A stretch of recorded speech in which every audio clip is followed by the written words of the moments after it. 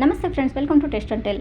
ಇವತ್ತು ನಾನು ಸುಕ್ಕಿನ ಉಂಡೆ ಮಾಡ್ತಾಯಿದ್ದೀನಿ. ಇದು ತೊಗರಿಬೇಳೆಯಿಂದನೂ ಮಾಡ್ಬೋದು. ನಾನು ಕಡಲೆಬೇಳೆ ತೊಗೊಂಡು ಒಂದು 1/4 kg ತೊಗೊಂಡು 4 ಅವರ್ ನೆನೆಸ್ಬಿಟ್ಟು ಆಮೇಲೆ ಚೆನ್ನಾಗಿ ತೊಳೆದ್ಬಿಟ್ಟು ಕುಕ್ಕರ್ಗೆ ಹಾಕಿ ಒಂದು 2 ಲೋಟ ನೀರು ಹಾಕ್ಬಿಟ್ಟು ಒಂದು 5 ವಿಸಿಲ್ ಕೂಗಿಸ್ಕೊಂಡು ಇಳಿಸ್ಕೊಂಡಿದ್ದೀನಿ.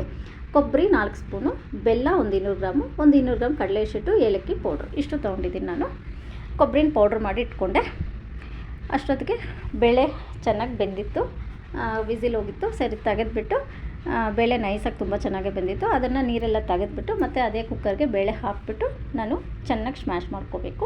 ನೈಸಾಗಿ ಸ್ಮ್ಯಾಶ್ ಮಾಡಿಕೊಂಡು ಆಮೇಲೆ ಅದಕ್ಕೆ ಕೊಬ್ಬರಿ ಪೌಡ್ರು, ನಾವೇನು ಪೌಡ್ರ್ ಮಾಡಿಟ್ಟಿದ್ವೋ ಕೊಬ್ಬರಿ ಪೌಡ್ರ್ ಹಾಕ್ಕೊಂಡೆ. ಬೆಲ್ಲ ಒಂದು 200 ಗ್ರಾಮ್ ಬೆಲ್ಲ ಹಾಕ್ಕೊಂಡಿದ್ದೀನಿ. ನೀವು ಸ್ವೀಟ್ ಎಷ್ಟು ಬೇಕೋ ಅಷ್ಟು ಹಾಕ್ಕೋಬೋದು, ಇನ್ನೂ ಜಾಸ್ತಿನೂ ಬೇಕೆಂದ್ರೂ ಹಾಕ್ಕೋಬೋದು. ನಾನು ಒಂದು 200 ಗ್ರಾಮ್ ಹಾಕ್ಕೊಂಡೆ. ಅದೆರಡು ಎಲ್ಲ ಹಾಕ್ಬಿಟ್ಟು ಮತ್ತು ಸ್ಟವ್ ಮೇಲೆ ಕುಕ್ಕರ್ ಇಟ್ಬಿಟ್ಟು ಚೆನ್ನಾಗಿ ಬೆಲ್ಲ ಕರಗೋವರೆಗೂ ಅದನ್ನು ಪಾಕ ತೊಗೊಬೇಕು. ತುಂಬಾ ಚೆನ್ನಾಗಿ ಬಂದಿತ್ತು, ಸಾಫ್ಟಾಗಿ ಚೆನ್ನಾಗಾಯಿತು ಪಾಕ ಅಂತೂ. ಅದಕ್ಕೆ ಏಲಕ್ಕಿ ಪೌಡ್ರ್ ಹಾಕ್ಬಿಟ್ಟು ಮತ್ತೆ ಮಿಕ್ಸ್ ಮಾಡಿಬಿಟ್ಟು ಇಳಿಸ್ಕೊಂಡೆ. ಇದು ತಣ್ಣಗಾಗಬೇಕು. ಒಂದು ಬೌಲ್ಗೆ ಹಾಕಿಟ್ಬಿಟ್ಟು ನಾನು ಕಡಲೆ ಹಸಿಟ್ಟು ಬಜ್ಜಿ ಹಸಿಟ್ಟು ಥರ ಮಿಕ್ಸ್ ಮಾಡ್ಕೋಬೇಕು. ಇದಕ್ಕೆ ಕೆಲವರು ಅಕ್ಕಿ ಹಸಿಟ್ಟಲ್ಲಿ ಮಾಡ್ತಾರೆ, ಕೆಲವರು ದೋಸೆ ಹಸಿಟ್ಟಿದ್ರು ಮಾಡ್ತಾರೆ, ಉದ್ದಿನ ಬೇಳೆಯಲ್ಲಿ ಹಸಿಟ್ಟು ಮಾಡಿಕೊಂಡು ಮಾಡ್ತಾರೆ. ನಾನು ಕಡಲೆ ಹಸಿಟ್ಟಿಂದ ಮಾಡ್ತಾಯಿದ್ದೀನಿ. ಇದು ನಮ್ಮಮ್ಮ ಮಾಡ್ತಾಯಿದ್ದಿದ್ದು ಅವಾಗ, ಅದಕ್ಕಂತೂ ನಾನು ಹಂಗೆ ಮಾಡ್ತಾಯಿದ್ದೀನಿ. ಸ್ವಲ್ಪ ಚಿಟಿಕೆ ಉಪ್ಪು ಹಾಕ್ಕೊಂಡು ಬಜ್ಜಿ ಹಸಿಟ್ಟು ಥರ ಹಸಿಟ್ಟನ್ನ ಕಲಿಸ್ಕೋಬೇಕು. ಸರಿ, ಅದು ಕಲಿಸಿದಾಯಿತು. ಬಾಣಲೆಯಲ್ಲಿ ಎಣ್ಣೆ ಹಾಕಿ ಚೆನ್ನಾಗಿ ಕಾದಿತ್ತು.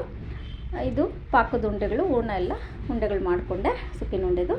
ಆಮೇಲೆ ಬಜ್ಜಿ ಯಾವ ಥರ ಬಿಡ್ತೀವೋ ಅದೇ ಥರನೇ ಉಂಡೆಗಳನ್ನ ಹಸಿಟ್ಟಲ್ಲಿ ಡಿಪ್ ಮಾಡಿಬಿಟ್ಟು ನಾವು ಹಾಕ್ಕೋಬೇಕು.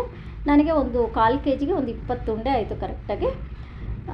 ನಿಮ್ಗೆ ಎಕ್ಸ್ಟ್ರಾ ಬೇಕು ಕ್ವಾಂಟಿಟಿ ಜಾಸ್ತಿ ಅಂದರೆ ಬೇಳೆ ಜಾಸ್ತಿ ಹಾಕ್ಕೋಬೋದು. ಇದು ಚೆನ್ನಾಗಿ ಫ್ರೈ ಆಗಿತ್ತು, ತುಂಬಾ ಟೇಸ್ಟಿಯಾಗಿ ಬಂದಿತ್ತು. ಒಂದು 20 ಉಂಡೆ ಆಯಿತು ಸುಕ್ಕಿನ ಉಂಡೆ. ತುಂಬಾ ವರ್ಷ ಆಯಿತು ನಾನು ಮಾಡಿದ್ದು, ಅದಕ್ಕಂತ ಟ್ರೈ ಮಾಡಿದೆ. ಮತ್ತು ಟೇಸ್ಟಿಯಾಗಿ ಮೈಲ್ಡಾಗಿತ್ತು, ಅಷ್ಟು ಸ್ವೀಟು ಅಷ್ಟು ಇರಲಿಲ್ಲ. ತುಂಬ ಚೆನ್ನಾಗಿತ್ತು ಫ್ರೆಂಡ್ಸ್. ನೀವು ಒಂದು ಸಲ ಟ್ರೈ ಮಾಡಿ ನೋಡಿ. Thank you friends. See you in the next vlog.